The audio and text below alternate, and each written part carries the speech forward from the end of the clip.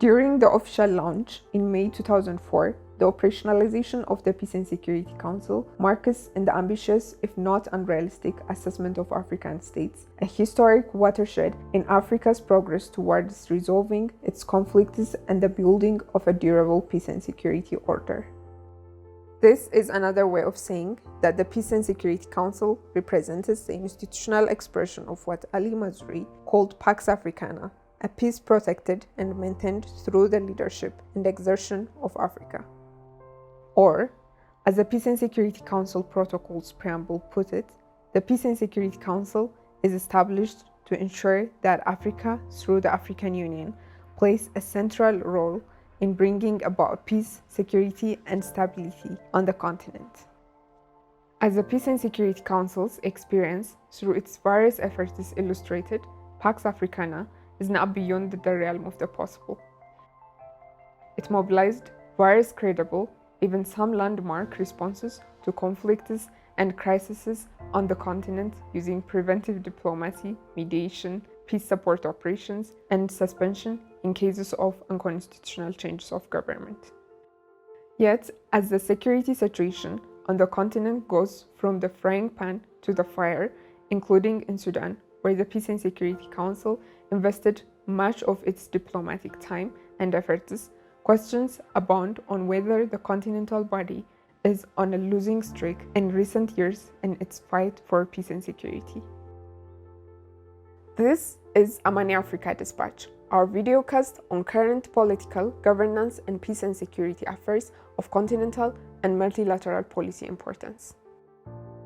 The Council's first major test came with the crisis in Darfur, Sudan, which featured on the agenda of the Peace and Security Council when the Peace and Security Council became operational in March 2004. It was here that the Peace and Security Council experimented and sharpened its various precedent-setting conflict management and resolution tools. Darfur, where the continuous spectacle of men and women and children driven from their homes by murder, rape, and burning of their villages makes a mockery of our claim as an international community to shield people from the worst abuses. In 2004, mediation talks led by the African Union culminated in the signing of the humanitarian ceasefire agreement in N'Djamena, Chad on 8 April.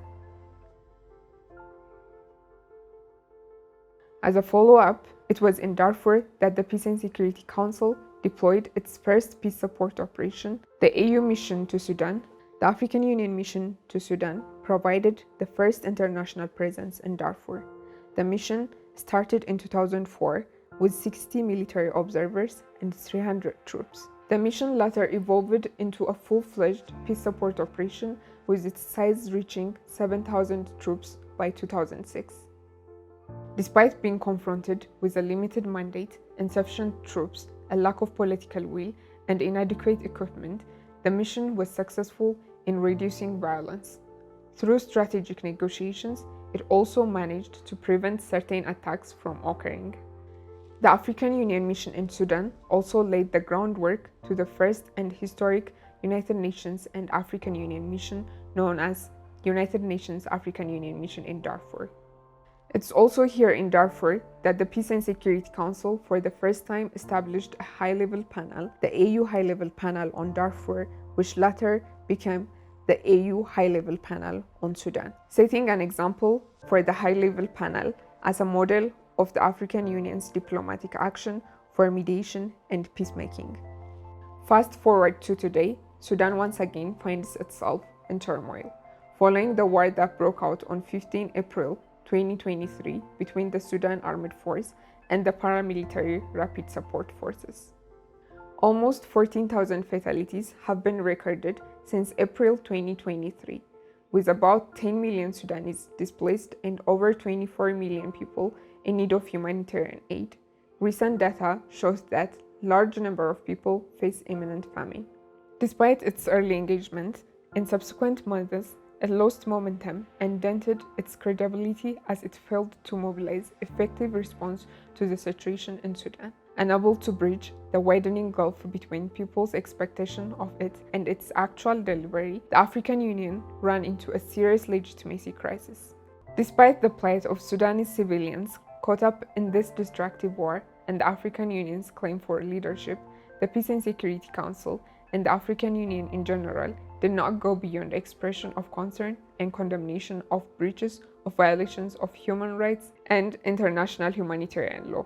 It took 8 months for the Peace and Security Council to stand its ground and adopt a decision on the establishment of a high-level ad hoc panel meant to work on a full-time basis on the situation on Sudan. While this is a welcome development, it will be an uphill battle for the panel to make up for the lost time and regain AU's credibility on the Sudan file. In addition to the dangerous process of state collapse underway and the mass atrocities unfolding in Darfur, with al-Fashir under the grip of murderous fighting, with conflicts involving terrorist groups proliferating, 8 successful military coups since 2021, and 6 of AU member states under suspension. The Peace and Security Council is facing legitimate charges of failing to muster effective leadership and falling back to the old politics of indifference to mass atrocities that was a characteristic of the now defunct African Union's predecessor, the Organization of African Unity. As the Peace and Security Council takes stock of its past triumphs and setbacks, the lessons learned from Darfur and other efforts, particularly during the first decade, must guide its endeavors for restoring its effectiveness and credibility. The Peace and Security Council owes this to its founding commitment and its future relevance as a catalyst and embodiment of Pax Africana. This might not come early enough for those caught up in the crossfire of deadly wars, such as those in Sudan and the Democratic Republic of Congo, enduring enormous suffering on account of, among others, failing and inadequate peace efforts of the African Union. This is Amani Africa Dispatch.